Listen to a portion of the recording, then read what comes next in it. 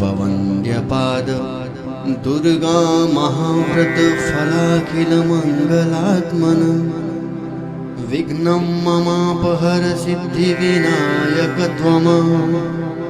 सत्यपदमरागमणिवर्ण शरीरकान्तिः श्रीसिद्धिबुद्धिपरिचर्चित कुमकुमश्रीः दक्षस्तने वलयितातिमनोज्ञशुण्डो